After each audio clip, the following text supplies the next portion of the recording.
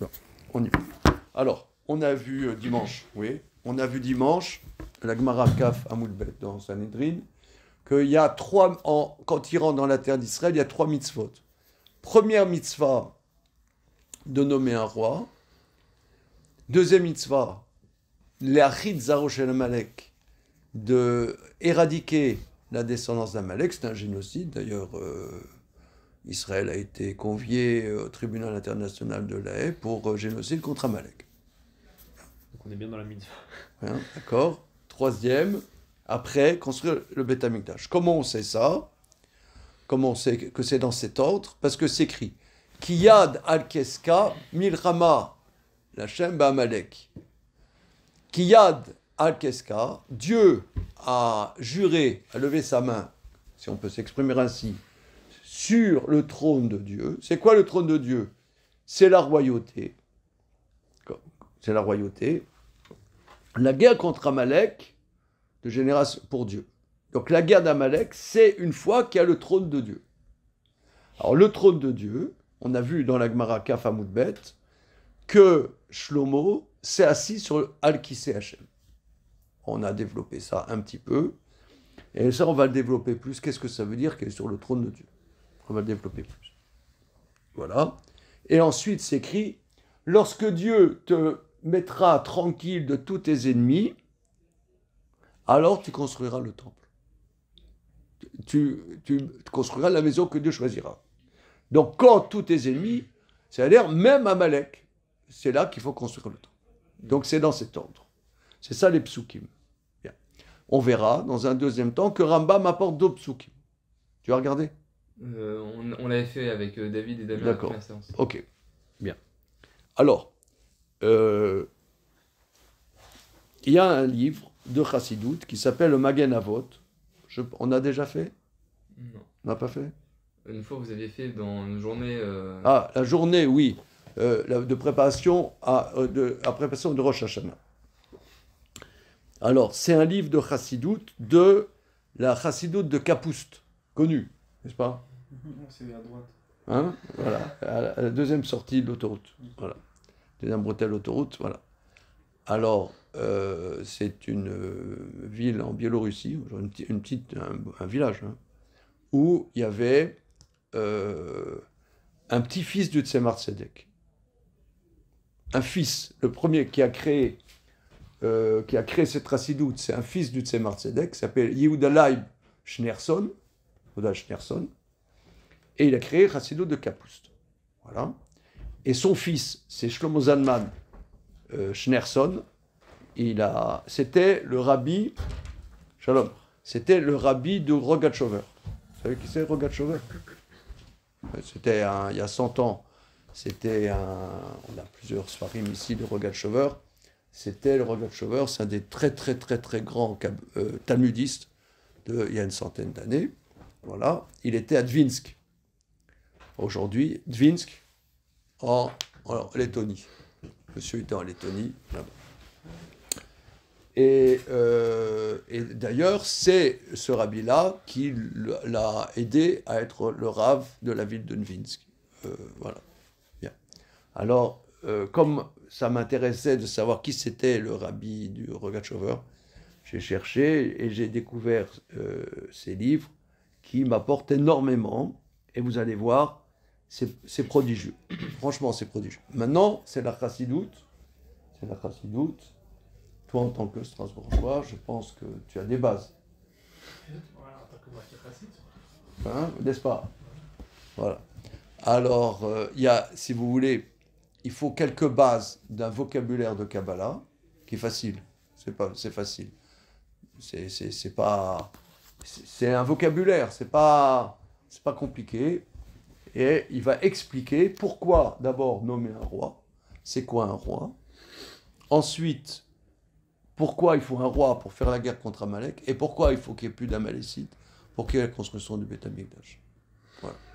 Ok? Alors je vous passe des photos. Et c'est un documentaire sur les psukim de la Torah. Tu vois, voilà,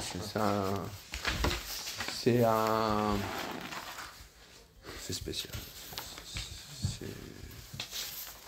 C'est Ah, mais c'est-à-dire là, en fait, c'est par rapport au fait. Oui, c'est-à-dire, c'est des. Il faisait des drachotes pour ces chassidim, et ces drachotes ont été rédigées, et c'est des drachotes qui prenaient des heures. Voilà, si vous voulez, c'est la même école que le rabbi de Lubavitch, Menachem Mendel Schneerson, c'est la même école. Donc vous voyez les sichot, je ne sais pas si vous avez déjà vu des sichot du rabbi. Non, vous n'êtes pas arrivé à Almas. Alors, c'est la même école. D'ailleurs, Rabbi Menachem Mendel Schneerson est un élève de Rogatchover. Son derrière à Limoud, il revendique tout le temps, il revendique être un élève du Rogatchover. Alors, le style de Limoud de Rabbi Menachem Mendel Schneerson, c'est Rogatchover. Voilà. C'était d'une autre institut. Comment? Ah oui, alors, en vérité, non. C'est une branche de Chabad. Si vous voulez, il y a eu oui, c'est une branche de Chabad. Il y a eu le Balatania, qui a créé Chabad, bien. Et ensuite, il y a eu son fils qui a été le Bittel Rebbe, ouais. Voilà. Ensuite, le troisième rabbi, c'était le Tzemar Tzedek. Et le Tzemar Tzedek, il a eu plusieurs fils. Et c'est un des plus jeunes qui a été le quatrième rabbi. Voilà. Et c'est un des aînés qui a créé une chassidoute. Mais, en vérité, ce Kapoust, c'est une branche de Chabad, qui maintenant, il n'y a plus de chassidim de Kapoust aujourd'hui. Ça s'est arrêté avant la Seconde Guerre mondiale, cette chassidoute. Voilà. Bon, voilà. Pourquoi, comment, peu importe. Mais vous allez voir, c'est comme du Tosfot, quoi. C'est du Tosfot dans la pensée juive, quoi. C'est un peu comme du Maharal. Voilà. On va voir. Alors, c'est au milieu d'un grand texte. C'est à la lettre Dalet. Voilà. Iné.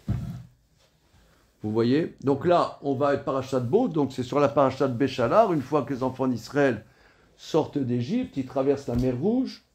Ils vont dans le désert, ils reçoivent la manne, et paf, il y a Amalek qui arrive. Alors, si vous voulez, c'est un livre pas grand public, et un peu exprès, il y a beaucoup d'abréviations. C'est-à-dire, il n'a pas fait pour faciliter le travail, il y a beaucoup d'abréviations. Voilà. Alors, Iné Acha Yetziat Mitzrayim, vous voyez la lettre Dalet. Iné Achar Yetziat Mitzrayim, Omed Miyad Leneged Milchamat Amalek. Voici, après la sortie d'Égypte, se tient tout de suite en face la guerre d'Amalek. Pourquoi tout de suite? Vaïnian, dire-t-il le sujet, c'est écrit Réchit Goyim Amalek. C'est-à-dire le fer de lance des Goyim, le Réchit, l'essence des Goyim, c'est Amalek. C'est un verset dans Parashat Balak. Alors, chez Azaïn Amamim, Aknani, Achiti, Aprizi, etc., Girgashi, les 7 peuples cananéens, M. Zaïn Midot Araot. Ces 7 peuples cananéens, donc le Canani, le Chiti, etc., représentent les 7 mauvaises midot, c'est-à-dire Kolata Avot, tous les mauvais désirs, la colère, la colère, la jalousie, etc. Les Zayin Midot Raot. Ve'em le Neged Zayin Midot Degdusha. Et elles correspondent aux 7 midot de sainteté. Donc, si vous voulez, dans la création, il y a ce qu'on appelle Zé Leumad Zé. Par exemple, il n'y a rien qui est complètement parfait dans la création du monde dans lequel nous sommes. Il y a pour qu'il y ait la possibilité de choix, il faut le mensonge et la vérité. Il n'y a pas que la vérité. Par exemple, tu vas dire, oh là là là là, il y a tellement de mensonges, on raconte tellement de mensonges. Le mensonge a une nécessité positive. C'est que s'il y avait la vérité, on serait des boîtes de conserve. Donc si nous, on a avoir un choix, il faut qu'en face de nous, il y ait beaucoup de mensonges pour qu'on choisisse la vérité. Mais c'est équitable. Comment? C'est parfaitement équitable. Est-ce que c'est parfaitement équitable? Je ne sais pas, mais ça s'appelle zé léomadze. C'est-à-dire que s'il y a de la vérité, il y a du mensonge. S'il y a du bien, il y a du mal. C'est un principe kabbalistique ou... Alors, ce qu'on appelle la Kabbalah, si vous voulez, c'est... On apprend de nos maîtres que c'est comme ça. C'est pas un truc, il me semble que, oui, je pourrais dire le contraire, tu vois. C'est anti-strasbourgeois. Voilà. Plusieurs vérités. Comment? D'accord, mais moi je m'en fous. Alors, mais comme de ma dernière chaussette pourrie, tu vois, je m'en fous. Je pense que c'est nécessaire d'apprendre dans la vie. Quand vous faites des études à la fac, vous apprenez. Vous n'allez pas dire, tu fais des trucs, tu vas pas dire dans l'amphi, monsieur, pourquoi c'est comme ça, pourquoi l'article 305 comme ça, et après l'article 342. Et il te dit, voilà, t'apprends, on voit après. Attends, bien. Voilà. Alors, qu'est-ce que monsieur... Merci. Alors, voilà. On voit est-ce que c'est pertinent ou pas pertinent. Comme Rambam il dit. Rambam il dit souvent Kabel a émet, mais Miché Omro. Reçoit la vérité de celui qui l'a dit. Il faut déjà écouter, il faut voir. Est-ce que c'est pertinent, est-ce que c'est pas pertinent? Moi, je ne dis pas que ça va te plaire. Peut-être que ça va te déplaire et que tu vas me dire, je vous en supplie, c'est la première et la dernière fois qu'on fait ça ensemble, je ne supporte pas. D'accord, j'entendrai, ça ne me dérange pas. Ça me dérange pas. Par contre, moi je pense que c'est nécessaire d'entendre, parce que je trouve ça très pertinent. Bien, en tout cas, il y a une notion, Zélumadze, vous allez voir. Bien. Em le Neged, donc les 7 peuples, Em le Neged, Zayin Midod Egdusha. Ach mikol makom, néanmoins, al-yedei shema'amik sichlo ve'asagato ba'makat adat be'elokut u'be'sek haTorah, al-yedei ze yachol l'arnia zayin midot haraot. Mais la personne qui approfondit son intellect et ce qui peut atteindre dans l'approfondissement de la connaissance de Dieu et dans la connaissance de la Torah. Donc il y a plusieurs notions. L'intellect, percevoir dans l'approfondissement de la connaissance de Dieu et l'approfondissement de la Torah, 3 choses.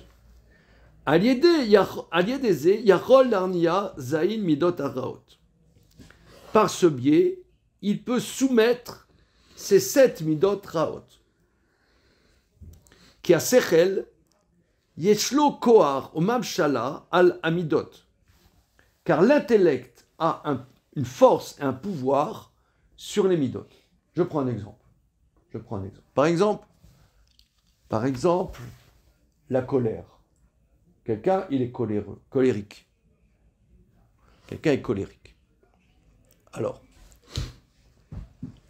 l'imbécile va dire, il ne faut pas être coléreux. Mais si tu étudies bien les sougiotes, tu vas voir que parfois la colère peut être une mitzvah. La colère, tu peux servir Dieu des fois avec la colère. Par exemple, on voit Moshe Rabbeinu, il descend de la montagne, il voit les enfants d'Israël faire le veau d'or, tac, il casse les louchot. Donc, on voit que la colère peut être une très grande avodat Hashem. Heureusement qu'il a cassé les tables de la loi. Il a pensé qu'il fallait là se mettre en colère, montrer aux enfants d'Israël que vous êtes des voyous, je casse la Torah. Oh, il ne va pas le faire, si il a fait, il a cassé la Torah. Il a pris le Sefer Torah, schlac, il l'a déchiré. Oh, non. Et oui, il l'a fait. Oh, Mais c'est horrible, oui. Eh ben, parfois, il faut se mettre en colère. Donc, parfois, l'intellect va analyser que même des mauvaises midotes peuvent servir, dans certains cas, à la Vodat Hashem. Ça dépend. Donc ça, c'est ça, l'étude de la Torah va permettre de dominer les mauvaises midotes. Par exemple, la gourmandise. Les Français disent, la gourmandise est Un bien défaut. un vilain défaut. Ben, dans la Torah, c'est pas comme ça. Les goïms, ils appellent ça le péché capital. D'accord? Ben, nous, c'est pas comme ça. Mon épouse, elle dit, quelqu'un qui n'est pas gourmand ne peut pas servir Dieu.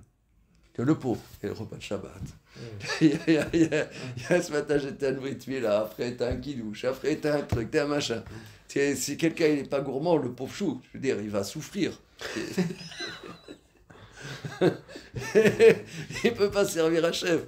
Donc c'est très très dur, très dur.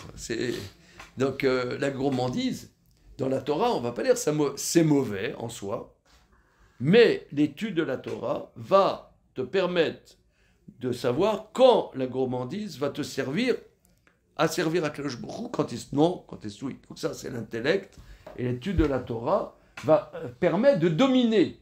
On n'essaie pas, nous, dans la Torah, d'éradiquer ces mauvaises choses, parce que ces mauvaises choses, parfois, c'est des bonnes choses, etc. La jalousie, les Chachamim disent, Kinat Sofrim, Tarbe Chochma. La jalousie multiplie la connaissance. Ça veut dire, s'il n'y a pas d'émulation, si tu es tout seul dans ton coin, tu te satisfais. Si tu fréquentes des Chachamim, tu te dis, oh là là, la tannée que j'ai eue. J'ai voulu poser une question à un Rav, il m'a montré que j'ai rien compris.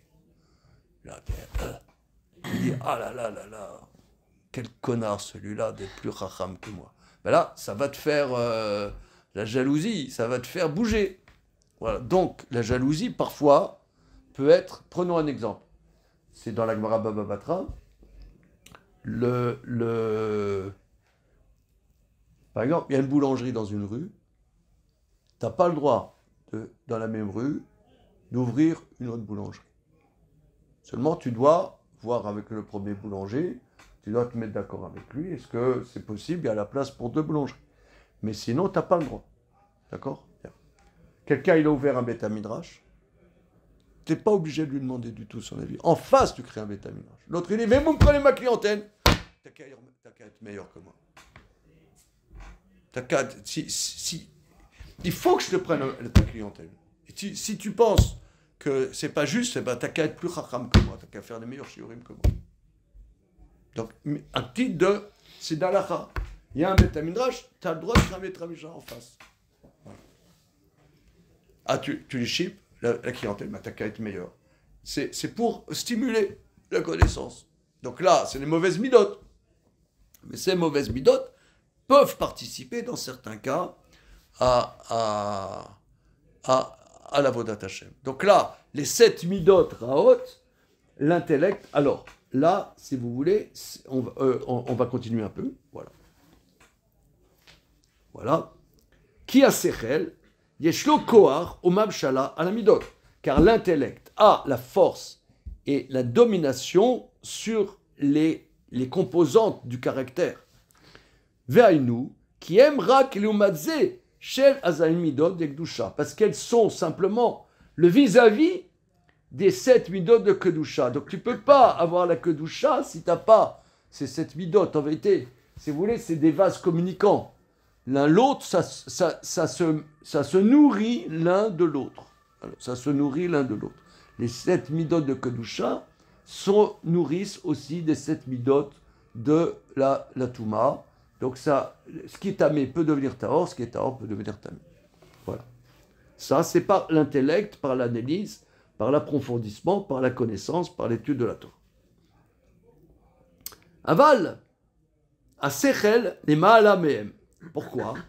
Parce que l'intellect est au-dessus des midot. Alors, vous qui avez des connaissances bases de Kabbalah, est-ce que vous voyez à quoi ça fait référence en Kabbalah?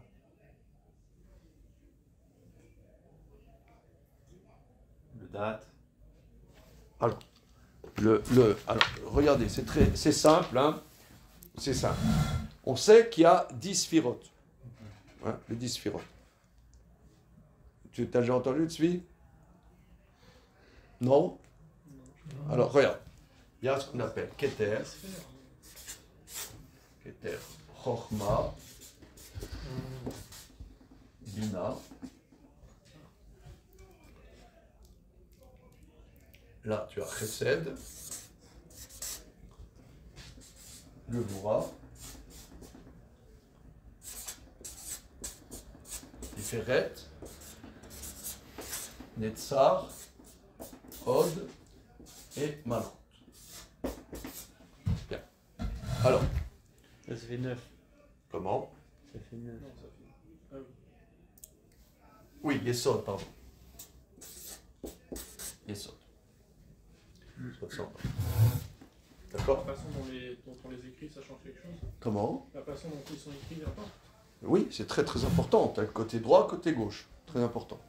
Alors, il y a les dimensions qu'on appelle intellectuelles, du sechel, de l'intellect.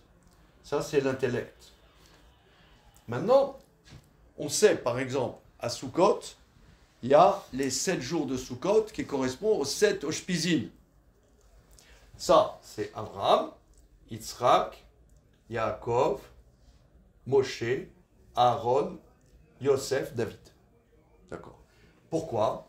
Parce que là, Avraham Avinu, il va commencer à faire qu'on peut, dans la réalité du monde, de la vie que l'on vit, on peut avoir un lien avec Hachem dans la vie. C'est pour ça que dans la prière, on dit Eloké Avraham, Eloké Yitzhak, Eloké Yaakov. Parce que, pourquoi? Parce que eux, ils nous ont enseigné que même dans notre vie à nous, on peut avoir un lien avec Akadosh Baruch Hu. Ce lien avec Akadosh Baruch Hu, ça commence dans la réalité de ce monde avec le Chesed, le Gvura. Vous pouvez remarquer que là, c'est 7. C'est 7 dimensions. 7 dimensions. Mais au-dessus, tu as la dimension qui sont de l'intellect. C'est-à-dire qui sont abstraites, qui ne sont pas, dans les choses concrètes, mais dans la pensée. Ça, c'est la dimension du sechel, la pensée. Ça veut dire quoi, Keter? Keter, c'est la couronne. Il y a une distinction avec Malchut? Comment? Et Malchut, c'est la royauté, c'est pas pareil? Il y a des livres entiers là-dessus. C'est une science, hein. C'est une science, une grande science. C'est une très grande science qui fait partie de notre tradition. Voilà. Entre parenthèses, si vous voulez avoir une vision des choses, dans le nom d'Hachem, Yud-Ke Vav-Ke, vous avez les 10 sphirotes. Comment? Vous avez le Yud, c'est la Chorma. Yud, c'est la Chorma. Le premier E, c'est Bina. Ensuite, Vav, c'est Chesed, Gevura, Tiferet, Netza, Od, Yesod. C'est 6, c'est le Vav. Et le dernier E, c'est Malchut. Et le Yud, il est comme ça.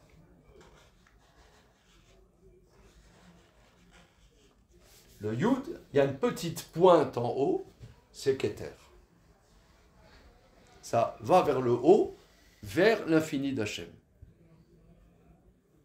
Donc, les sphirotes, regardez, moi je suis un talmudiste, hein. Moi, c'est des choses nécessaires pour étudier la Gemara. Hein. Je suis un talmudiste, je ne suis pas un kabbaliste. Ça se saurait. Je distribue pas des bénédictions. Non, moi c'est nécessaire pour la Gemara. C'est pas ce que c'est pas du tout. Voilà. Maintenant, on comprend bien, si on voit, on visualise ça dans le nom d'Akadosh Baruch Hu, on visualise bien que si on dit que Keter, c'est le niveau le plus haut, et que c'est le petit Kutso Shel Yud, la pointe du Yud qui va vers le haut, on comprend que les sphirotes, c'est comment l'infini d'Hachem va se révéler dans la création. Comment Akadosh Baruch Hu, le Boré Olam, il a créé un monde. Mais comment l'infini d'Hachem, il est perceptible dans sa création. il y a 10 niveaux. Du niveau le plus abstrait, c'est pas Akadosh Baruch Hu, c'est comment, c'est des sphères, c'est-à-dire comment émane d'Akadosh Baruch Hu un rayonnement de l'infini d'Hachem. Donc là, on comprend le Yud qui monte vers le haut, le pointe, c'est un infini, si vous voulez, ça touche un infini qui est Hachem. Ok. Ce étant, on comprend donc que tu as des dimensions qui sont en nous, si vous voulez. Le chesed, c'est la volonté de donner. La gvura, c'est la dimension de mettre des limites, de dominer son yetzerara. Donc son yetzerara, il aimerait faire plein de choses, mais je domine le yetzerara, ça c'est Yitzhak Avinu, c'est la gvura. Et Zu Gibor Akovesh et Yetzro. Donc si vous voulez, c'est des choses qui sont à l'intérieur de nous. C'est comme des pulsions à l'intérieur de nous. Eh bien, ça, il y a l'intellect qui est au-dessus et qui dirige toutes ces pulsions. C'est ça, les dimensions de la pensée, qui va diriger toutes ces dimensions qui sont à l'intérieur de nous. Voilà. Alors, c'est ce qui dit que l'intellect est au-dessus de toutes les pulsions, les émotions qui sont à l'intérieur de nous. Voilà. Mais donc, ça serait qu'à un certain niveau Rouhani. Comment ? Ça serait qu'à un certain niveau Rouhani, parce que là, ok, avec ce schéma que Keter Rouhana, c'est l'intellect, après c'est les midot, donc c'est au-dessus des midot. Mais en concret, ça veut dire comment on voit concrètement cet intellect qui contrôle. Eh ben, tu le comprends bien que, par exemple, tu vois, par exemple, il y a quelque chose qui te fait envie, tu analyses, est-ce que c'est permis, est-ce que c'est assourd. Par exemple, le juif pieux, il va au supermarché, il a la liste du rabbinat. Est-ce que cette boîte de conserve, elle est sur la liste, elle n'est pas sur la liste? Est-ce que ces spaghettis, elles sont sur la liste, elles ne sont pas sur la liste? D'accord? Donc là, tu as envie de manger des spaghettis, mais ton intellect va dire, est-ce que je peux le faire, est-ce que je ne peux pas le faire? Mais ce qui va faire que toi, tu domines ton envie, ah, j'ai hyper envie de spaghettis, mais merde, c'est pas sur la liste. Qu'est-ce que je fais? Donc ça, d'un côté, tu as une envie, mais d'un autre côté, tu as ton intellect qui va faire jouer une autre pulsion en toi qui va dominer ton envie, que tu aurais envie et que tu peux pas, tu vois? Donc là, il y a une dimension d'intellect, une dimension d'envie, une envie, et autre chose, une dimension toi que tu as la force de dominer. Mais tout ça, au-dessus, c'est parce que tu as pensé qu'il faut que je le fasse ou que je le fasse pas. Donc tu vois, tu as la connexion de trois choses.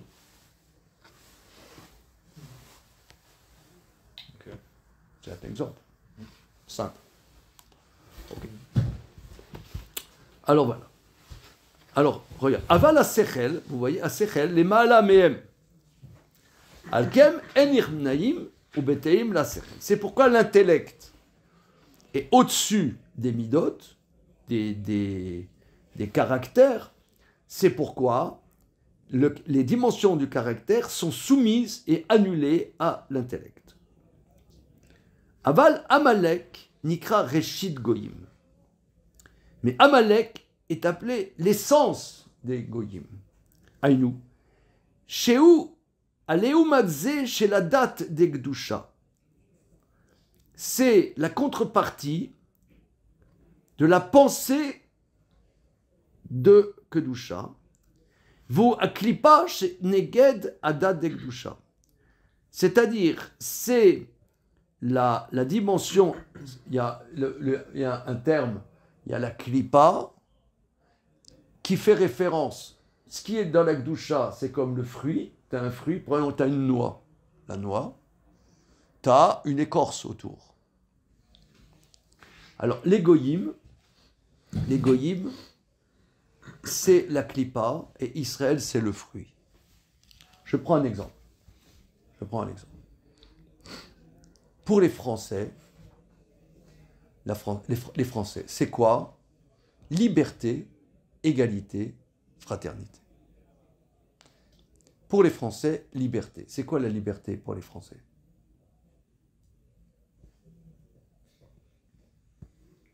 démocratie, cette notion-là.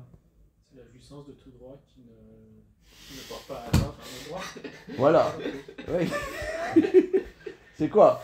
La liberté, c'est la liberté, c'est la liberté de jouir sans entrave, quoi. Hein, c'est ça, c'est la liberté. C'est par exemple quand il y avait le Covid et on était chez soi, on pouvait pas aller au bistrot, on pouvait pas aller en boîte de nuit, donc j'étais pas libre. Voilà, c'est ça, la liberté.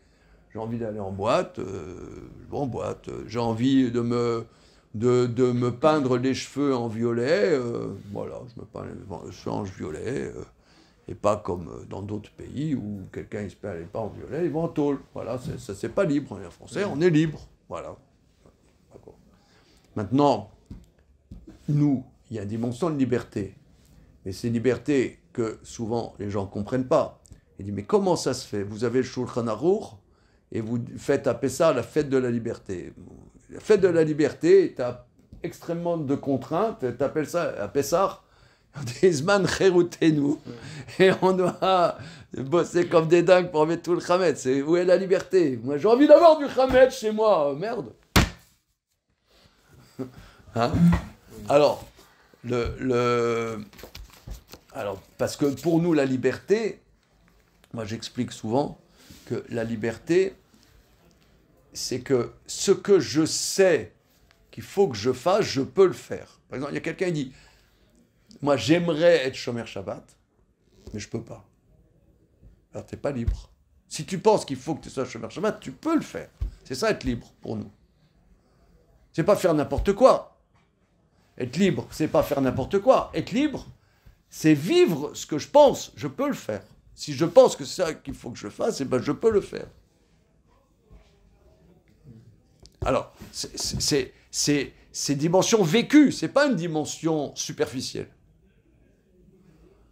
C'est pas une dimension. Voilà. Alors, par exemple, les Français, ils aiment, voilà. Nous, on n'est pas racistes. Ouais, on n'est pas racistes. Ça, c'est une posture, on n'est pas raciste. Maintenant, il y a ta fille, elle vient avec un Chinois.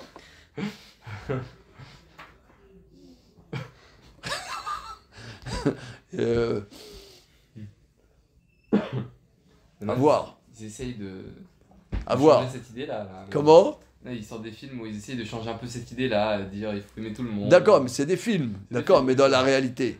C'est-à-dire, dans la réalité, ta fille, elle vient avec un Chinois. Comment? Il y a la loi sur l'immigration qui sort aussi. Il est déjà passé. Non, il est contre, elle va pas passer.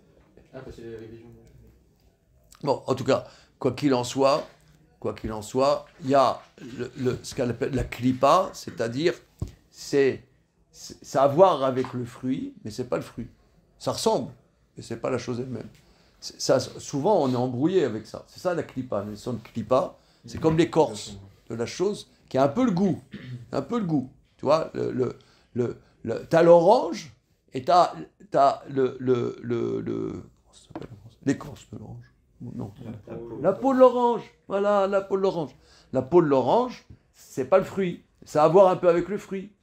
Mais c'est pas le fruit. C'est pas ce qui est nourrissant. Voilà. Ça s'appelle la klipa. Alors il dit que au-dessus des midot, tu as le da'at, c'est la pensée. Et la pensée au-dessus des midot, ça c'est Amalek. Qui Amalek, yesh gimel otiot amal min bilam. Dans Amalek, tu peux remarquer que tu as 3 lettres communes avec Bilam. Oui, Amalek. Tu as Lamed, Ayin Mem, Laam. Hein? Tu as un kouf.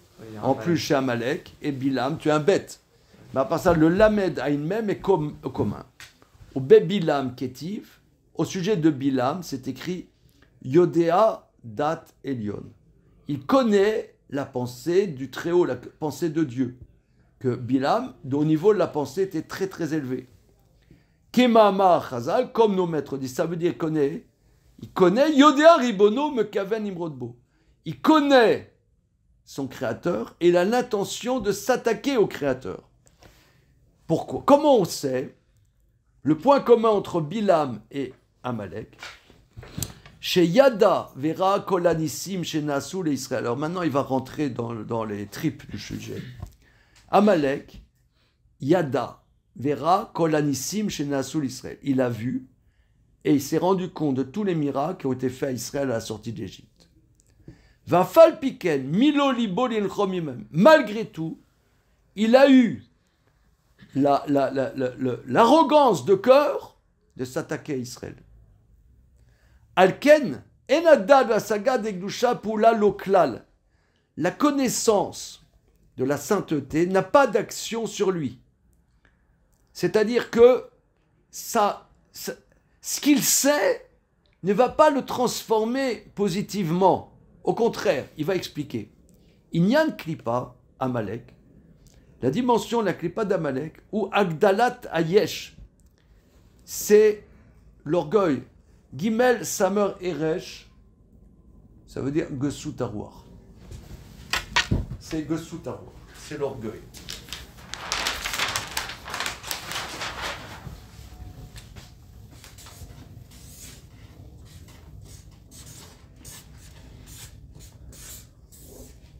Gesut Arwar. Chutzpah bli ta'am veda'at. C'est un culot sans inconsidéré. Bli ta'am veda'at. C'est-à-dire, c'est un orgueil insensé. Bli ta'am veda'at.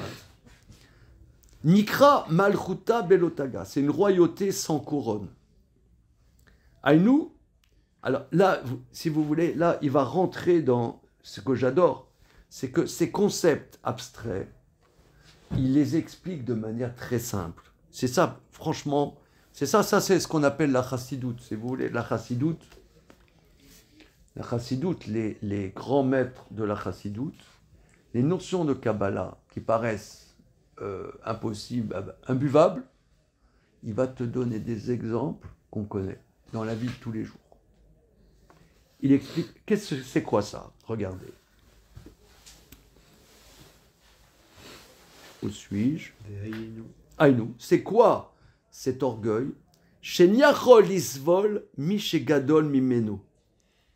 Sheniachol yod batel lema ala mimeno klal blitam vedat.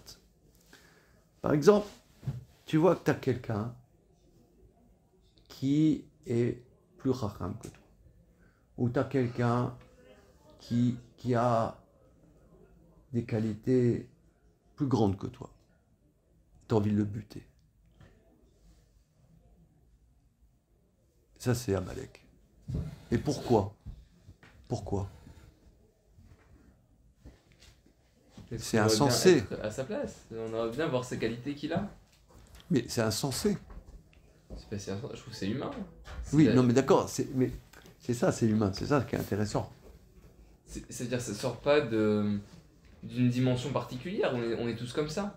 Non, mais alors, t'as qu'à, par exemple,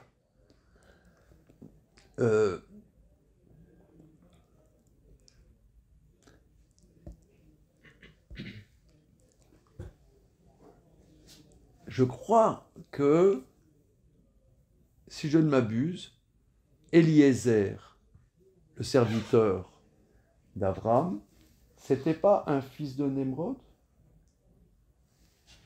qui s'est rendu compte des miracles et il a dit, moi je veux être le serviteur d'Abraham. Si tu te rends compte qu'il y a quelque chose qui est au-dessus de toi, c'est comme tu vois qu'il y en a, ils se rendent compte que quelqu'un c'est un Talmid Chacham, etc. Et il se dit, ben moi je vais aider ce Talmid Chacham.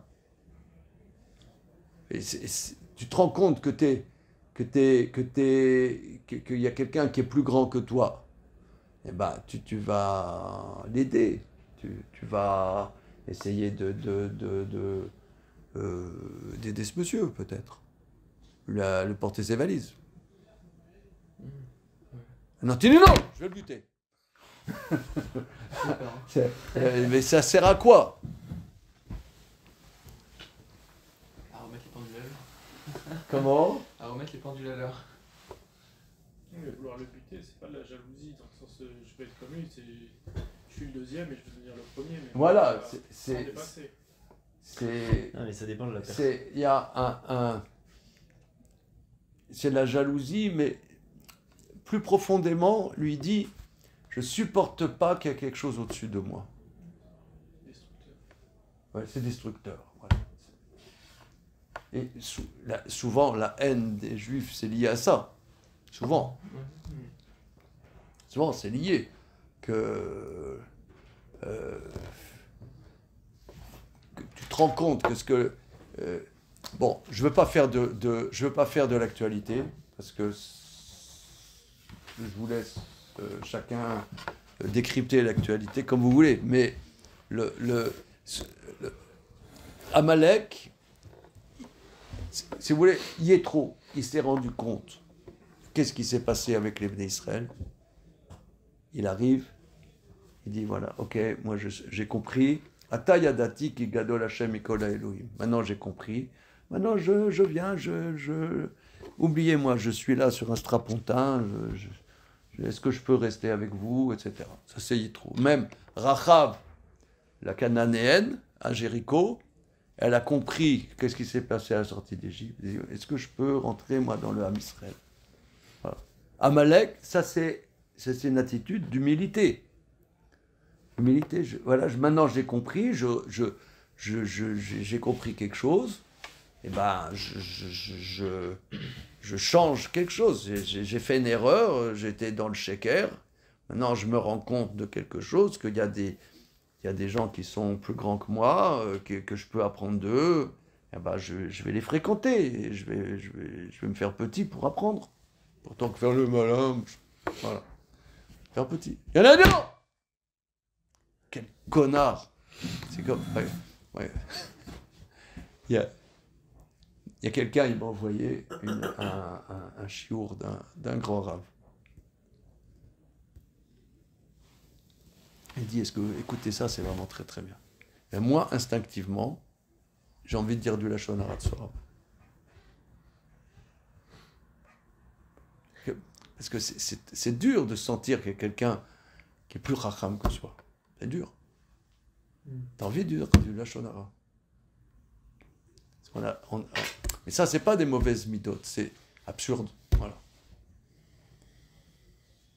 Une dimension d'un orgueil. Cet orgueil-là, c'est le...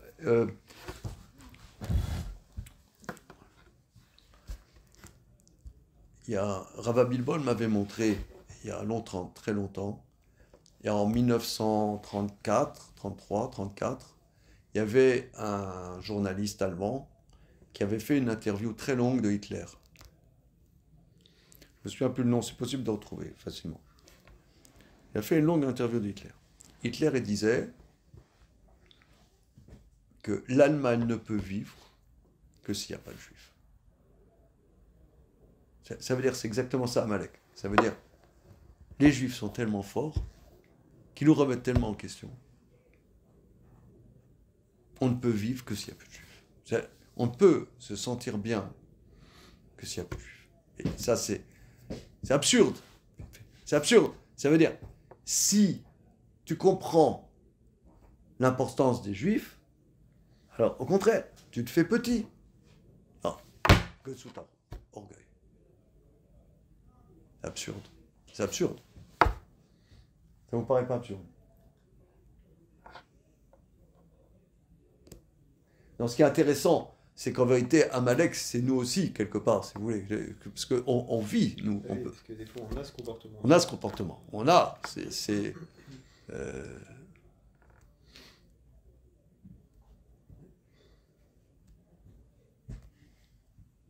Les Chachamim, ils disent qu'il y a trois catégories d'êtres qui se détestent. Il y en a 4. Il y a les chiens, les coqs, les prostituées et les Talmidei Chachamim.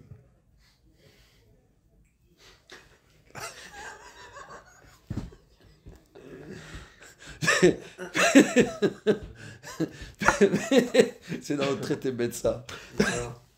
Où ça? Je te donne la référence. T'as bien aimé? C'est à comprendre. Tiens, passe-moi s'il te plaît, Betsa. Quand ils disent les chiens et coqs, c'est. Parce que les coqs, si tu veux, il y a les poules, et ils veulent dominer les poulettes, quoi. Alors, c'est la concurrence. L'autre coq, c'est une concurrence par rapport aux poulettes.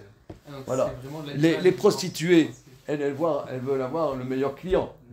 Donc, elles n'aiment pas les autres. Elles attirent les clients. Toi, pousse-toi là, tu me fais perdre mon client. Et Talmid Racham, il ne supporte pas qu'il y ait quelqu'un qui est notre Torah que lui. Il ne supporte pas. C'est insupportable. C'est insupportable. C'est absurde en vérité. C'est absurde. C'est Azoï. Merci.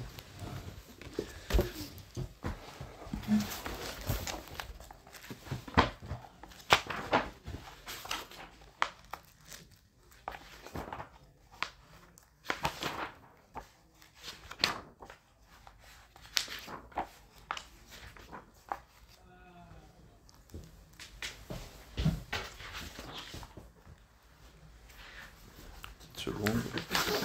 Pour mon souvenir, c'est dans le deuxième Pérec.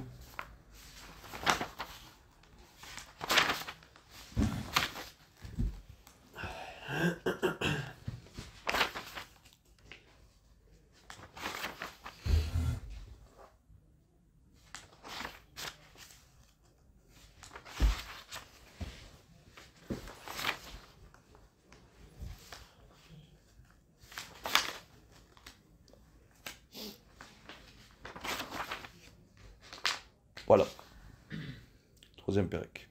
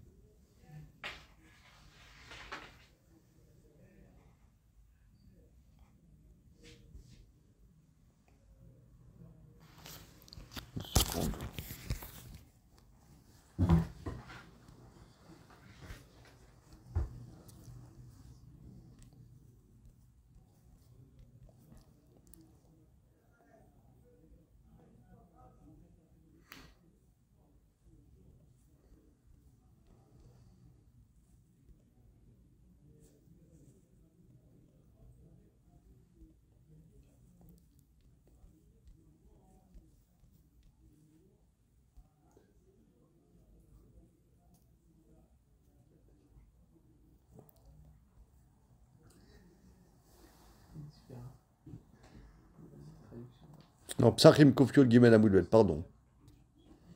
Une seconde, c'est Psachim Kufyud Gimel Amud Bet. Kufyud Gimel Amud Bet, je suis désolé.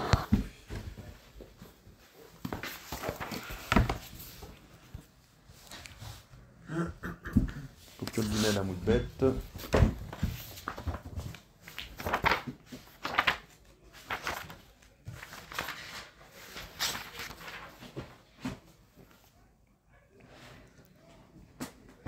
Voilà. Shlosha, Sonim Zenze. Il y en a 3 qui se haïssent. Les chiens, les coqs, les Chaverim. Chaverim, c'est une peuplade babylonienne. Voilà.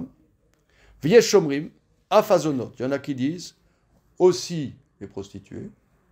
Yeshomrim, Av Talmidei Chachamim Shebe Babel. Il y en a qui disent aussi les Talmidei Chachamim de Babylone. Voilà. Ils peuvent pas se supporter. La Kufyud Gimel Amud Bet. Mais pourquoi Comment? Pourquoi non? Ben, je pense que c'est simple. Parce que quelqu'un, il approuve un Talmid Chacham, toute sa vie, il approfondit la Torah, il en fait une Torah proche de lui. On dit un Talmid Chacham, chez Mochel al Kevodo, Kevodo Marchul, parce que ce qu'il a étudié, c'est le produit de son travail. Donc il développe une certaine Torah, un certain abord de la Torah. Il y a un autre Talmid Chacham, il n'a rien compris, je crois. Et justement, on les appelle dans Chess, on appelle travers, les amis des Chachamim. Cheikh Evratam Neimam. C'est vrai, tu as raison, mais mais instinctivement, peut-être ils peuvent surmonter cette haine, ils peuvent la surmonter. Mais instinctivement, il y a une haine. Il y a... Comment? En anglais, on parle de frenemy. Un mélange de friends et ennemis. Ouais, friendly, ouais. Ils se détestent. Mais... C'est pas la même chose de dire qu'ils se détestent et d'avoir une quina de souffrir. Ouais, mais instinctivement, Instinctivement, il y a une mauvaise mida. Comment? Instinctivement... C'est pas une mauvaise... Non, là, ce que développe le Magen Avot, c'est pas une mida. C'est au-dessus, c'est absurde. Non, c'est l'orgueil que ce terroir. Voilà, c'est une mida. Alors, oui, alors c'est très intéressant. Ça a l'air d'être au-dessus, parce que c'est absurde. Tu vois, par exemple, on voit, excusez-moi de faire quand même un peu d'actualité, on voit par exemple, lorsqu'ils disent que Israël fait un génocide. C'est absurde. C'est absurde.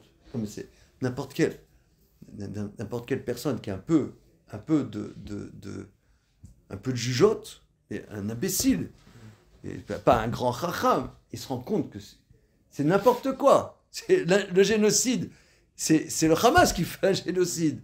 C'est idiot. C'est le Hamas qui était parti pour tuer les Juifs quels qu'ils soient. Leur plan du Hamas, c'est de tuer les Juifs quels qu'ils soient. Israël, bon, se défend. Non, mais ça veut dire, ceux qui se défendent, on les aime, il faut un génocide. C'est absurde. C'est vraiment, c'est une haine absurde. Voilà, c'est ça. Là, il y a un absurde. Pourquoi? Parce que Israël a une... Je ne fais pas l'apologie de rien du tout, mais le Ham Israël il y a des voyous dans le peuple juif, évidemment. Il y a des voyous. Nous, on est des voyous. Ok, d'accord. Bon, alors, mais à part ça, on n'est pas que des voyous. Je veux dire, on est des gens qui sommes sur Terre, on a nos caractères, des fois on fait des choses bien, des fois on fait des choses mal, des fois on vexe les gens, etc. Mais disons,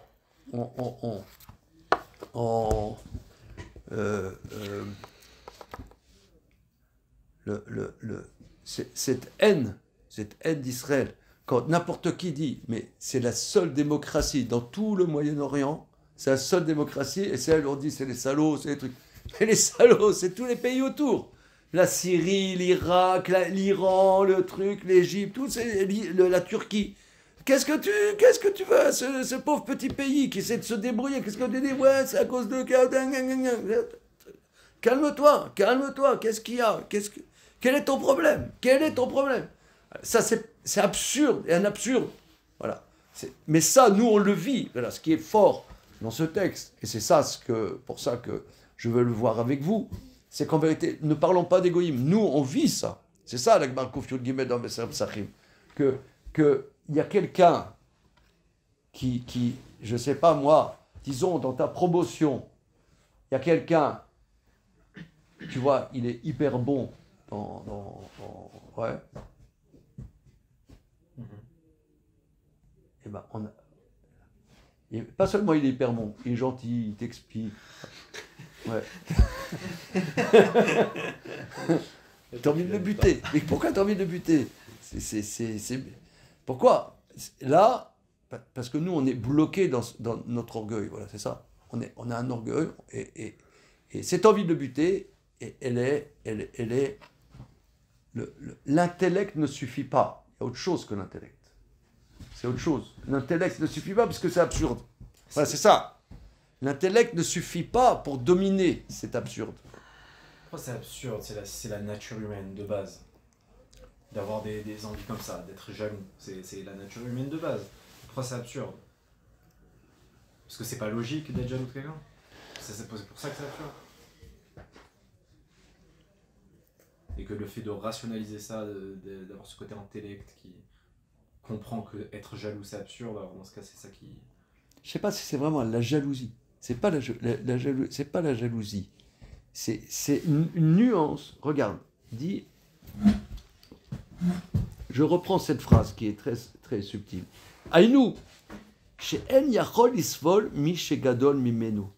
Il ne peut pas supporter qu'il y ait un plus grand que lui. Chez Yachol Yod Batel Lema chez les Maala Mimeno Klal. Il ne peut pas se faire petit par rapport à celui qui est au-dessus de lui, sans raison. Il peut pas se faire petit. C'est Gosutarwa. On va continuer. Karaita midato shel Amalek, bisman Moshe. C'était ça l'attitude d'Amalek à l'époque de Moshe. Share Israël lo baoul elachem mito. Israël n'allait pas faire la guerre contre Amalek. Rak umeatzmo me'elav ba leorer milchamat chinam. De lui-même, il vient éveiller une guerre gratuite. Mipne gedulatam chez Israël, à cause de la grandeur d'Israël.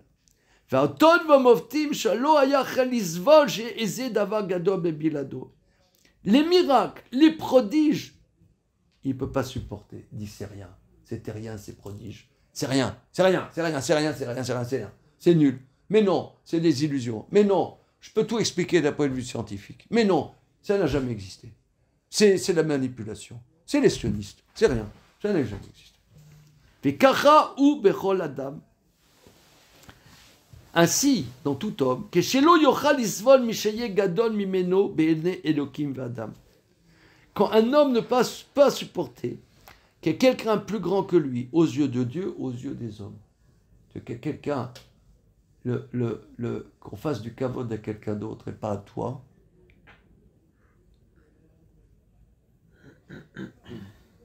ça t'arrache les tripes. Bien qu'en vérité, le kavod n'a aucune raison qu'il te revienne. Tu n'as rien fait pour qu'on le fasse du kavod.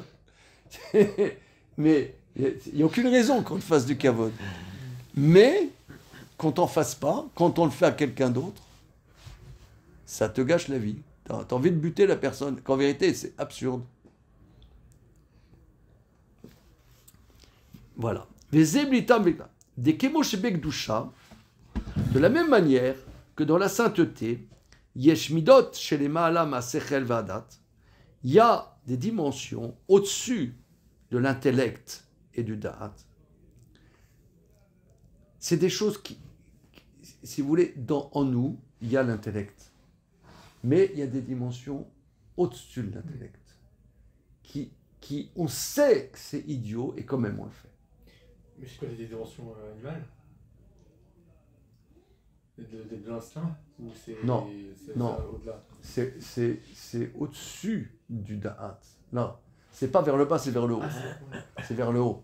C'est dans la dimension d'au-dessus de l'intelligence. C'est au-dessus de l'intelligence. C'est-à-dire quoi? Regardez, on va essayer de continuer.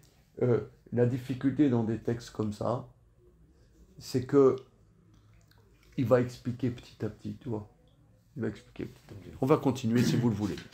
Kemoken, yesh beklipa. Il y a aussi, de la même manière que dans la sainteté, il y a des dimensions au-dessus de l'intellect. De la même manière, dans la klipa, venikra, les mata medat shenadat peula. Quelque chose où le dat ne peut pas agir. Nikra reshit goyim. C'est-à-dire, c'est le réchit, c'est-à-dire c'est au-dessus, si vous voulez, c'est comme le kéter. C'est comme le kéter dans l'impureté. Dans l'impureté, il y a une dimension supérieure de l'intelligence.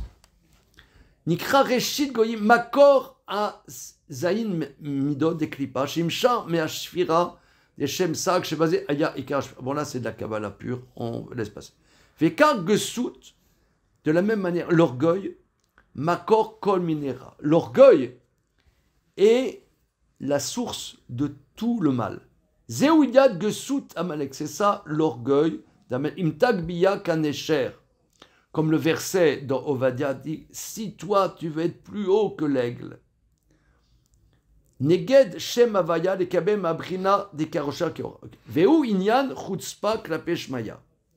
C'est l'orgueil, c'est la chutzpah, c'est-à-dire une seconde. La chutzpah, c'est-à-dire le toupet par rapport à Dieu. Alors regardez, on passe là des passages qui sont de la pure Kabbalah. On passe à la page d'après. Voilà, la page d'après. Si on veut comprendre chaque mot, c'est un travail très très intéressant, mais qui dépasse le cadre de l'étude d'ici. Veiné, la lettre E. Iné, alzé, regardez. Alors c'est ça, moi, j'adore ça. Iné, alzé, nitztavu, Israël, beklisatam, laaretz. C'est là-dessus que Israël sont ordonnés quand ils rentrent dans la terre de Canaan. Limnot laer meler trila. Ve'achakar lachit zaro shel amalek. Première mitzvah, de nommer un roi en premier, et ensuite d'éradiquer la descendance d'Amalek. Dehainu. Donc ça c'est la Gemara. Hein. Dehainu. De'aliede minouy meler yochlu lachit klipat Amalek. Par la nomination du roi, ils peuvent éradiquer la dimension d'Amalek. Vetsarir la vinze. Il faut comprendre ça. Gam laman itzra meler klal. Pourquoi un roi? On a posé la question dimanche matin, hein, puisque on a vu que Rabbi Nehorai pensait qu'il n'y avait pas une mitzvah de nommer un roi. Voilà. Donc c'est un débat. Il y en a qui pensent qu'il n'est pas obligé d'un roi, mais la halakha, c'est qu'il faut nommer un roi. Pourquoi faut-il un roi? Pour éradiquer Amalek. Laman isra meler. Kemo sheochiram Shmuel Hashem Elokerem Alkerem. Vainyan, le sujet. Kinyan limnot meler ou shaliade minouy meler les mata yumshar gilouy brinat meler de leila. C'est-à-dire par la nomination d'un roi en bas, ça entraîne le dévoilement de la dimension de roi supérieur. Aïnou. Kemo chayav adam levarer mea brachot bechol yom. De la même manière que l'homme a l'obligation de faire 100 bénédictions chaque jour. Shomri melech haolam, que Dieu est le roi du monde. Qui ramar pekudim, ramar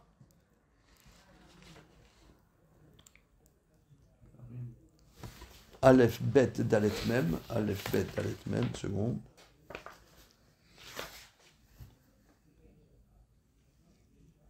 Évray des Malka. Car les 248 mitzvot positifs, c'est les 248 membres supérieurs de Dieu spirituels. Qui n'est yesh chiluk ben malka les malchut. Malchut rak ara shem kevon malchuto. Alors une seconde, là aussi, une seconde. Je veux trouver le cœur de...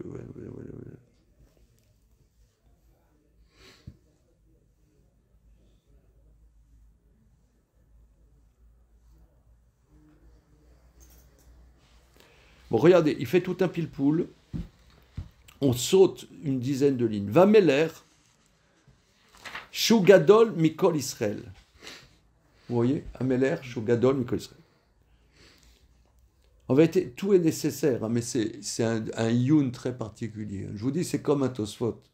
C'est un tosfot en pensée, mais on fait l'essentiel. Ameler, Shugadol Mikol Israël.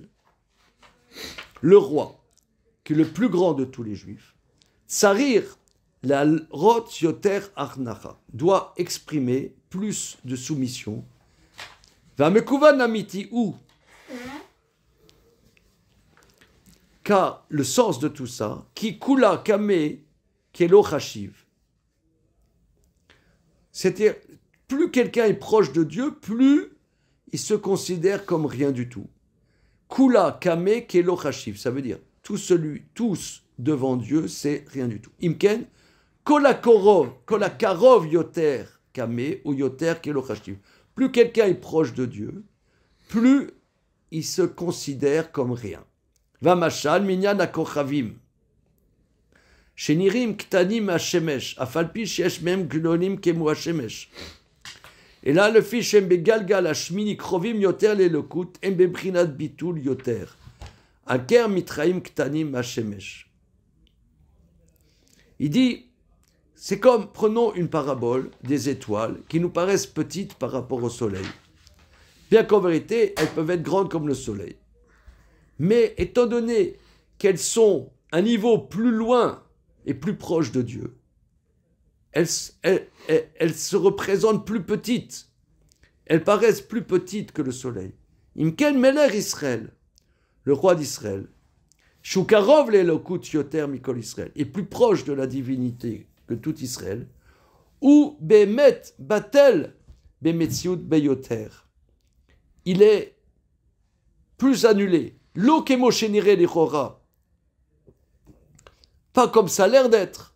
Shirak Mari Arna Yoter Alken Kivan Shekara Shuvenozokef. Il y a une Gemara qui dit que le roi, quand il dit Baruch Ata Hashem, il se relève pas dans le Shmoneh Esrei. Nous on dit Baruch Ata Hashem, on se redresse. Mais lui il dit Baruch Ata, il reste courbé.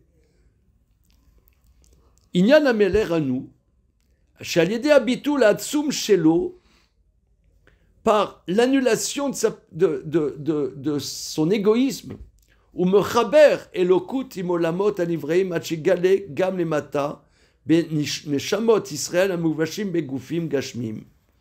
Zeo Inyan David Ameler. Je traduis ça. Ça c'est de la chassidoute pure, mais c'est magnifique. Le roi, si vous voulez, un roi, un Meler. Il y a deux sortes de rois. Il y a un roi très égoïste. Toutes les richesses, il les prend pour lui. Je suis le roi, l'État c'est moi, et je m'en fous de tout le monde. J'ai des grosses voitures, j'ai des comptes en banque, des lingots d'or en Suisse. Voilà, c'est moi le roi. Voilà.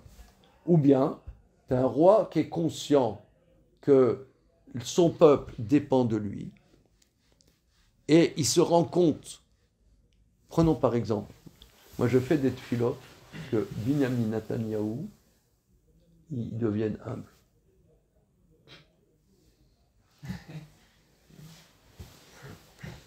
C'est pas gagné. Comment? Alors, mais, sans blague, hein. Parce que, regardez, comment gérer la situation du peuple d'Israël, en Israël? C'est ingérable. On dit, oui, on va gagner la guerre, Adasof. Oui, d'accord, c'est facile à dire, mon mec. Mais quelqu'un qui se rend compte de ses responsabilités, c'est tellement compliqué. Gérer des populations à l'intérieur d'Israël qui ont, tu as des religieux, des anti-religieux, des sionistes, des passionnistes, des pauvres, des riches, des milliardaires, des gens qui traînent dans la rue.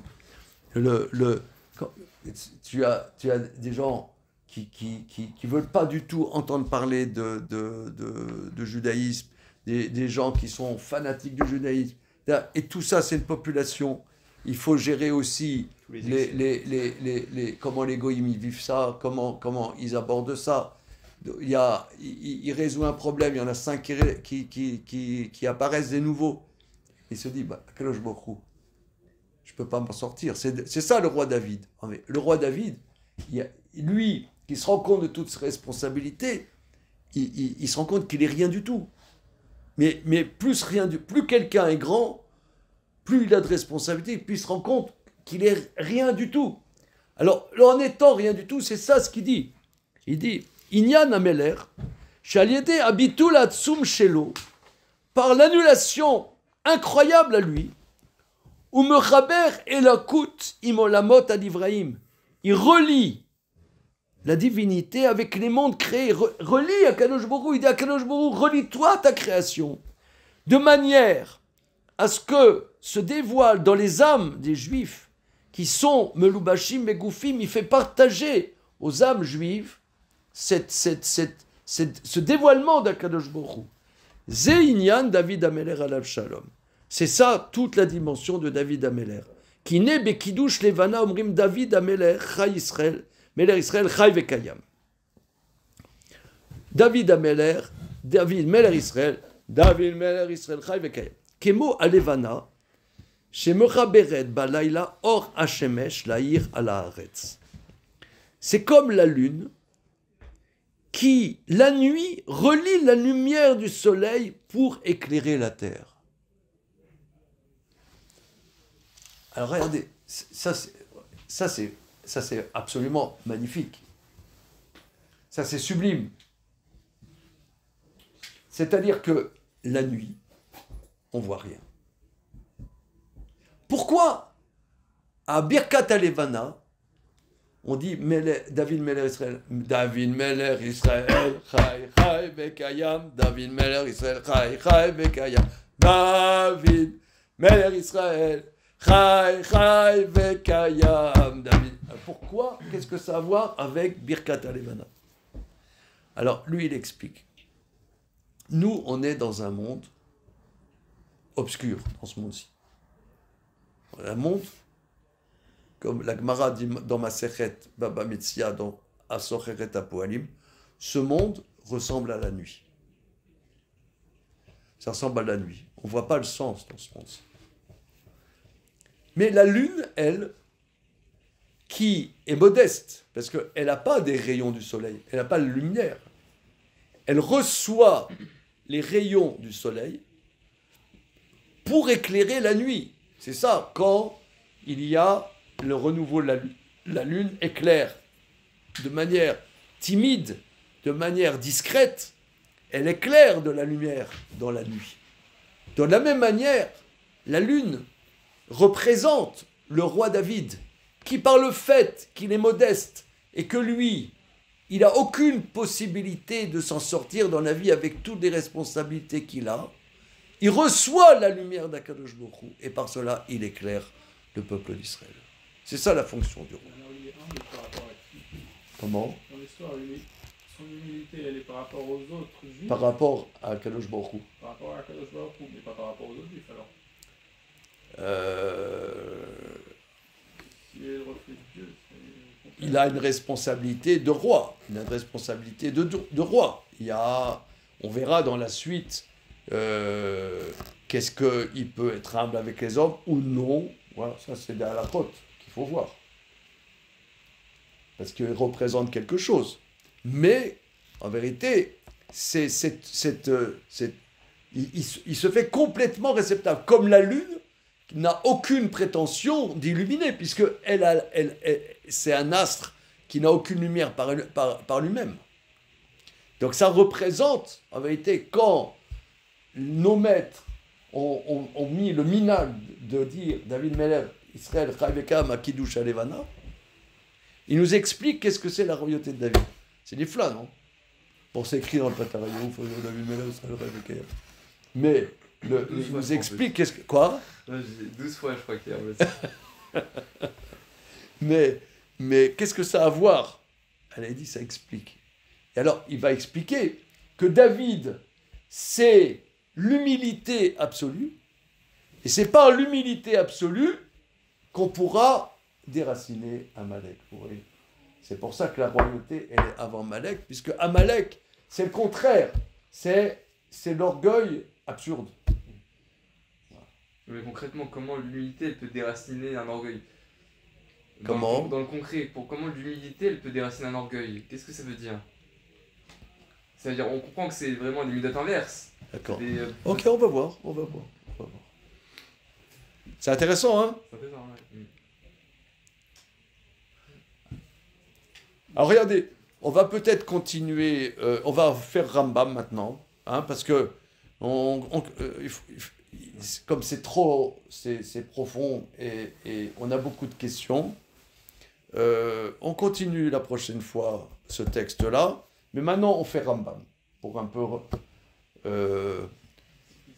atterrir quand même, hein, quand même un peu atterrir. Voilà. Donc Bezrat Hashem, on va continuer. Vous voulez me passer les photocopies ?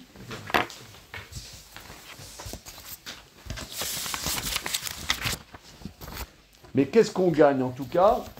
Il y a une volonté ici d'expliquer de manière très profonde la logique pourquoi le roi avant Amalek.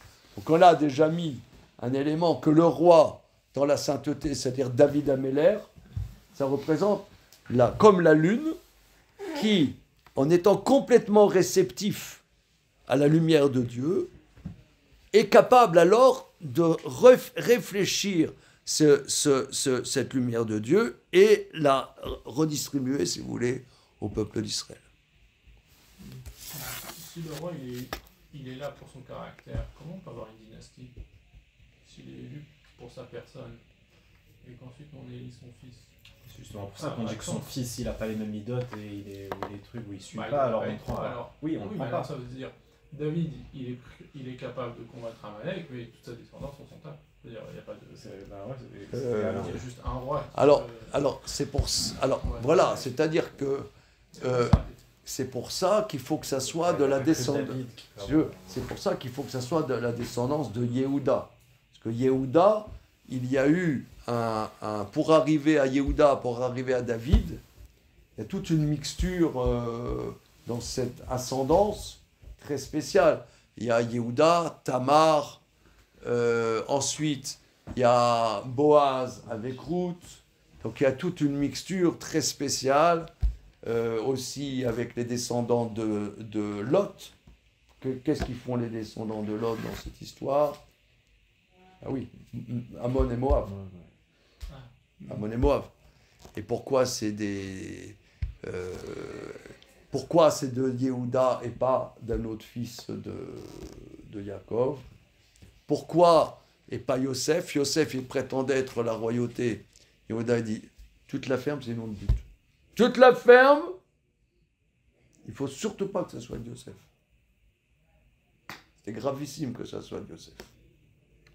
J'ai entendu, justement, j'ai entendu sur ce point-là, de Rav Brandt, Rav Yechiel Brandt, qu'ils étaient prêts à tuer leur frère. C'est pas simplement de la jalousie, c'est que Yosef, il prétend être le roi.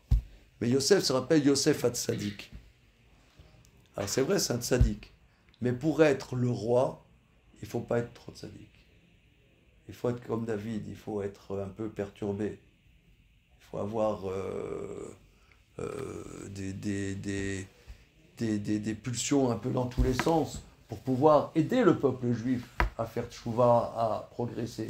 Si c'est quelqu'un qui est trop tzaddik, comme Yosef, alors ça va casser le peuple juif. Le peuple juif ne va pas se reconnaître en lui, il ne va pas progresser. Il ne faut surtout pas que ça soit Yosef. Yosef, tu te la fermes. Tu te la fermes, Yosef. On te le répète. Ouais. On ne va pas te répéter. La prochaine fois, on te bute. Ouais. C'est bon, parce que dans l'histoire, il y a cette concurrence là, vraiment entre Yosef et Yehuda. Quoi. Ça veut dire, voilà. Shaoul, le premier roi, c'est Binyamin. Après, il y a eu David. Après, il y a eu le schisme qui s'est créé. Voilà, absolument. Donc c'est très profond. Voilà, Chazak. C'est très très profond toute cette histoire. Yehuda et les autres tribus. Et Yehuda est peu accepté des fois par les autres tribus. Voilà. Donc ça, c'est des démarches, si vous voulez, qui sont nécessaires par rapport à notre... Alors on reprend maintenant Rambam, on va prendre Rambam.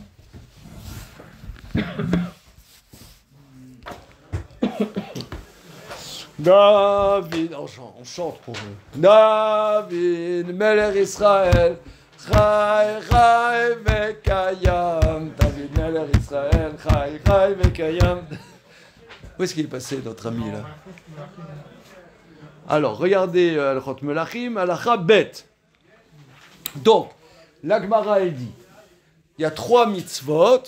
Une première mitzvah de nommer un roi, deuxième mitzvah de éradiquer la descendance d'Amalek, troisième mitzvah construire le Beth Amikdash. Bien. Alors maintenant, comment on sait? Parce que c'est écrit Kiyad al-Keska Milchama Lachem Ba'Amalek. Alors maintenant, tu y es, à la Chabet. Voilà. Donc on voit Al-Keska sur le trône de Dieu, c'est la royauté. Une fois qu'il y a le trône de Dieu, c'est la royauté, la guerre contre Amalek. Ensuite, d'où est-ce qu'on sait que la guerre d'Amalek est avant la construction du Beth Amikdash? Parce que c'est écrit, quand Dieu te fera tranquille de tous tes ennemis, alors tu mettras l'endroit que Dieu choisira pour mettre son nom dessus, sa construction du Beth Amikdash. Ça, c'est les drashot de la gloire. Prenons Maïmonide.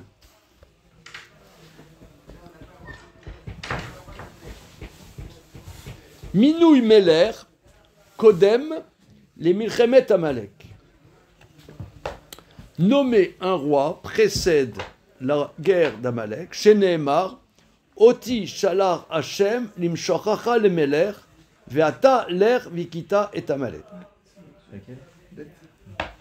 Comme c'est écrit, moi, Dieu t'a envoyé, c'est le prophète Shmuel qui dit à Shaoul, moi, Dieu m'a envoyé pour te oindre en roi, maintenant va, frappe Amalek. Donc, Maïmonide ne dit pas le verset qui est dans la Gemara. C'est clair? Non, j'ai pas suivi. Ouais, il donne pas de verset, il donne une référence plus tardive. Une référence dans le prophète Shmuel. Ouais. C'est bizarre, non? Et on avait dit quoi, nous, comme source? C'est Kiyad al-Keska, c'est un verset à la fin de Parashat Béchalar. Kiyad al-Keska, Milchama Lachem Be'amalek. Que Dieu a juré sur le trône de Dieu, la guerre contre Amalek. Donc il faut d'abord, le trône de Dieu, c'est la royauté, et la guerre contre Amalek. Donc c'est la Gemara. Et lui, il rapporte un verset de Shmuel. C'est bizarre, non? Là, il parle de la précipitation.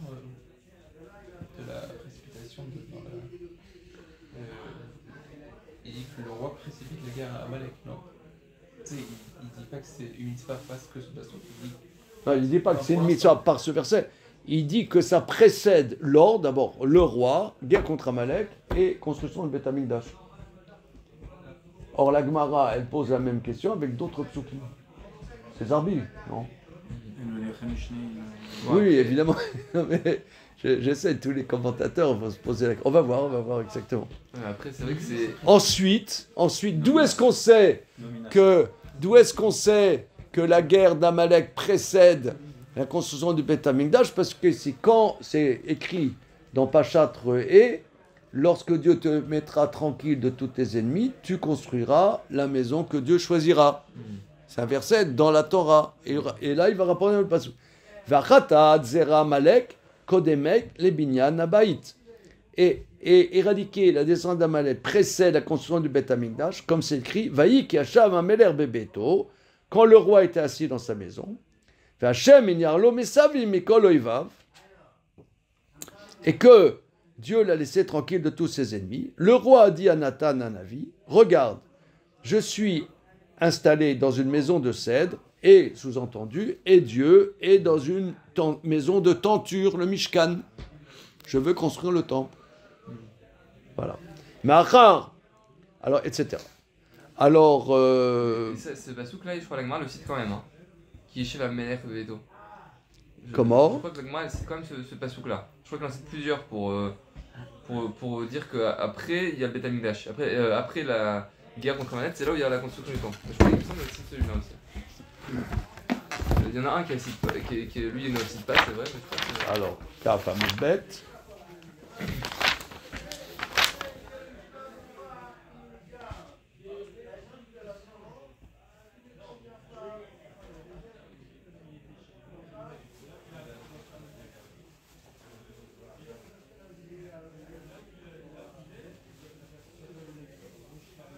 Vechen David Omer. Vechen David Omer. Mais d'abord, il rapporte un pasouk, un pasouk de la Torah. Ouais. D'accord? Vechen David Omer. Donc il a zappé le verset de la Torah, il rapporte le verset du prophète. C'est-à-dire pour lui, en tout cas, Voilà. ces références-là ne sont pas dans la Torah en soi.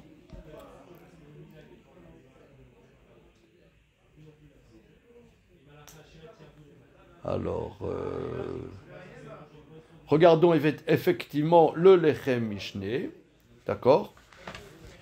Lechem Mishneh, Minou Yameler, Lechem Mishneh, c'est Rabbi Avram Diboton. Si je n'abuse, Rabbi Avram Diboton, c'est un Chacham de Turquie. Rabbi Avram Diboton, une seconde.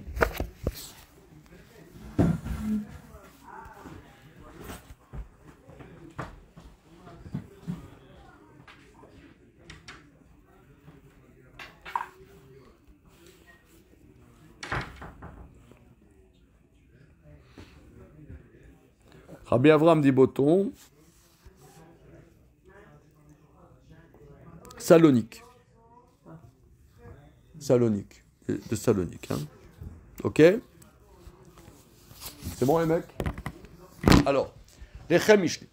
Regardez. Minouya Meler, Kodem Mincha. Zotaraya. Shekatav Kam Rabenu, Lagdim Minouya Meler, Limitra Malek, Afalpi Shelo Eviwa Begmara. Donc, cette preuve que rapporte notre maître de faire précéder la nomination du roi à la guerre d'Amalek, bien que la Gemara ne le rapporte pas, n'irait chez Peshuta Yoter, Mema chez Kata Begmara. Il semble que c'est plus explicite que ce qui est écrit dans la Gemara. Parce que dans la Gemara, Kiyad al-Keska, Keska, il faut savoir que c'est la royauté, c'est compliqué. Il y a une dracha déjà. Oui, il faut expliquer que Keska, c'est la royauté. Comment on le sait? Parce que le roi Shlomo était sur le trône de Dieu, donc voilà. Donc voilà, Shen qui sait. Mais autres rachats, Be'almaï. C'est une dracha. Machevi Rabenu ou Pashut Yoter. Alors, première explication, c'est pas Souk Noter. Pashut Yoter. Voulay Matsa Beshumakom. Ou bien peut-être que Maïmonide avait une autre source que ce que nous avons. Vafalpi chez l'Oskira et Talmud Didan. Que va Noda Darko. Ah, regardez, c'est très intéressant. Peut-être il avait une autre source. Afalpi, chez l'Ouskera et Talmud Didan, bien que ce soit une source qui n'est pas forcément dans notre Talmud, que var Noda Darko chez le Rabbeinu, des Bereayot Psuki, d'avar chez Nonoga Lenyanadin, l'eau capide à Talmuda Didan. Et là où Mevi Araya Yoter Peshuta, mais Zemakom chez Matse, Ota, mais Talmud Yerushalmi, Osifri, Oeze Makom Sheye. Donc ça, c'est très intéressant, c'est une démarche d'étude de Maïmonide.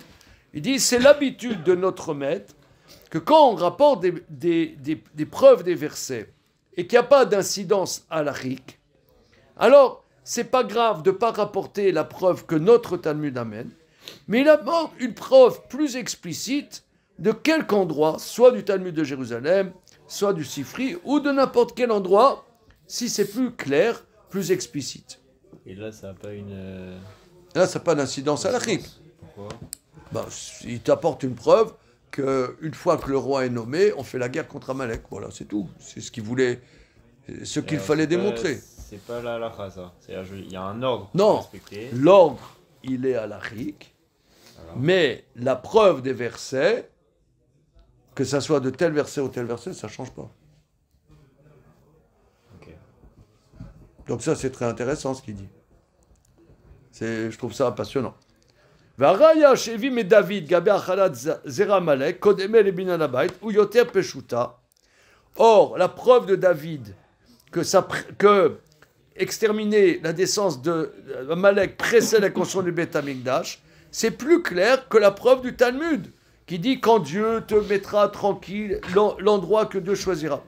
Den katusha chez nous Beth Amikdash raken et là chaque banot akrivu raken. Aval efshar chez Beth Abrei ivnu oto kodem achat. Voilà. Aval areya chez David ou yoter pshuta.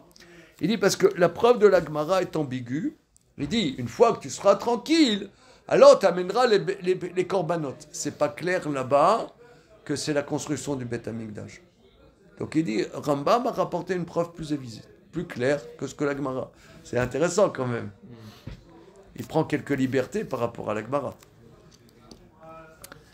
Aval raya shavin yoter pshuta dirni vaya ki yashav David bebeto vina vayomer anochi yoshev beterazim. Le cas Evi Rabenu raya zot vinya raya rishona afalpi chez Torah, bien que ce soit la preuve de la Gemara du Chumash, mipne shena pshuta kolka katafti kolze le terek kushat arab bet Yosef shikshe kan vinicham betzari riyun. Parce que le bet Yosef il reste betzari riyun, pas une seconde. Oui, c'est là, regardez, c'est le Kesef Mishneh sur la Halacha Aleph. Il pose ces questions. Voilà pourquoi Il le dit, regardez, Kesef Mishneh à la fin de la Hara Aleph. Kesef Mishneh.